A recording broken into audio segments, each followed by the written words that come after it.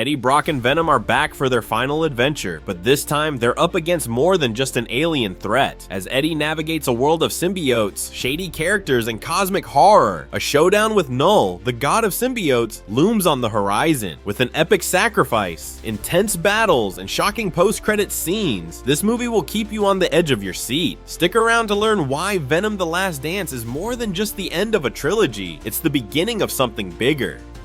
Hey, what's up guys? Today we're diving deep into Venom: The Last Dance. If you've been following Eddie and Venom's chaotic saga, you know it's been a wild ride of anti-hero action, dark humor, and some seriously twisted villains. I just caught it in theaters, and while the critics might not be impressed, I think there's more to this movie than meets the eye. Stick around to find out why it's still worth your time, even if it's not the grand finale we all expected.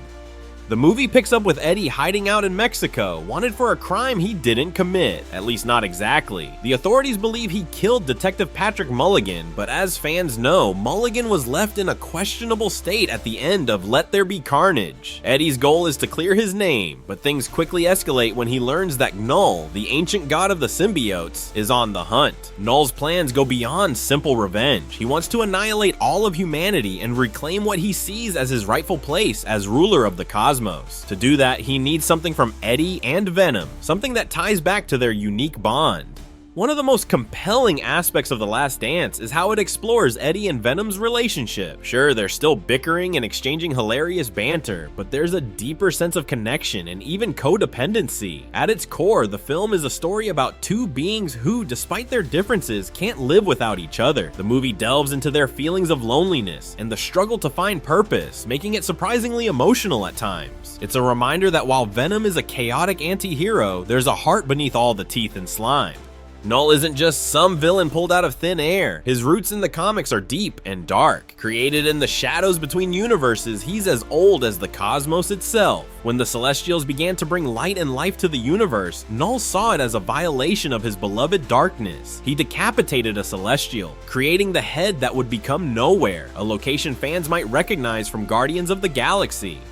He forged the Necrozord from the shadow of a slain god, an artifact you might recall from Thor: Love and Thunder, wielded by Gore the God Butcher. Knull's influence in the Marvel Universe is massive, and while The Last Dance only scratches the surface, it sets the stage for future appearances and potential crossovers. But what makes him even more terrifying is his role in the creation of the symbiotes. He was the one who forged the symbiotes from the living abyss, making them weapons of darkness. These symbiotes, however, eventually rebelled against him, trapping him on their home planet, Clintar, which, interestingly, is made of symbiotes that form a living prison around Knull. Now let's talk about the man behind the monster, Andy Serkis, known for his legendary work in motion capture roles like Gollum in The Lord of the Rings and Caesar in Planet of the Apes. Serkis is no stranger to bringing CGI characters to life.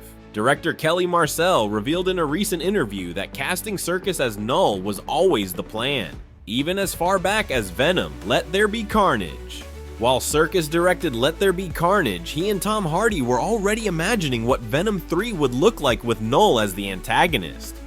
Marcel said, "We always knew Andy would be Knull. He's the best at what he does. And when it comes to motion capture and voice work, there's no one better. Having Andy as part of the Venom family just felt right." Serkis brings an eerie presence to Knull, combining menacing vocal work with fluid, otherworldly movements that make the character feel ancient and unnerving. His performance adds depth to Knull, making him not just a CGI villain, but a truly formidable foe. This film doesn't hold back when it comes to bringing other symbiotes into the mix. Alongside Venom, we get to see Toxin, who's introduced in Let There Be Carnage as Patrick Mulligan's new symbiote, and Agony, portrayed as a desperate scientist who merges with a symbiote sample. Agony's corrosive abilities and Lasher's whip-like tentacles add new dynamics to the action scenes. There's also a hint of hybrid, with a two-headed symbiote appearing during a chaotic battle sequence. Although these characters don't get the full development they deserve, their inclusion is a treat for comic book fans and keeps the action unpredictable. Visually, The Last Dance maintains the dark yet vibrant tone we've seen throughout the trilogy. The fight scenes are fast-paced and loaded with special effects, bringing the brutal nature of the symbiotes to life. But where the visuals shine, the soundtrack struggles. Some key moments that should be pulse-pounding are undermined by odd musical choices. There are scenes where you'd expect a dark, brooding score to amp up the tension, but instead you get something that feels out of place, almost making the danger seem trivial. The movie takes a twist when Eddie Brock finds himself in Las Vegas and meets up with Mrs. Chen. But Eddie's troubles escalate when he's captured by Rex Strickland, a mysterious figure who takes him to a secret base in Area 51. It's not long before the symbiote chaos breaks loose. Literally, Knull's xenophages invade and the massacre begins, leaving even Detective Mulligan, who just merged with a new symbiote, fighting for his life.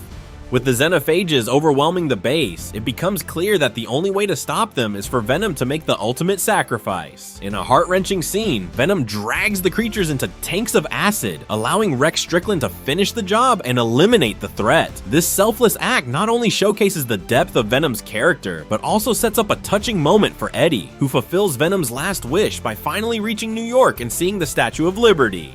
But it's not over yet. The first post-credit scene gives us our best look at Knull, sitting on his throne, furious over the destruction of the Codex. With Andy Serkis' haunting voice and motion capture performance, Knull declares himself the King of Darkness, vowing to destroy the world and make the universe burn. The scene doesn't just hint at a future threat, it practically challenges the audience, as if Knull is speaking directly to us. The second post-credit scene takes us back to the aftermath of the Area 51 battle. We catch up with the bartender portrayed by Cristo Fernandez, whose alternate version appeared in Spider-Man No Way Home. Now, he's seen wandering the devastated base. As he escapes, we notice a broken containment vial leaking symbiote fluid. The camera then zooms in on a cockroach crawling into the substance, teasing the possibility of a new symbiote host in a most unexpected form.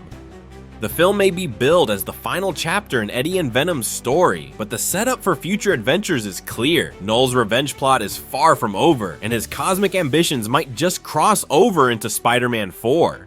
Rumors suggest that the multiverse will play a significant role in upcoming stories, paving the way for Venom and Spider-Man to meet again.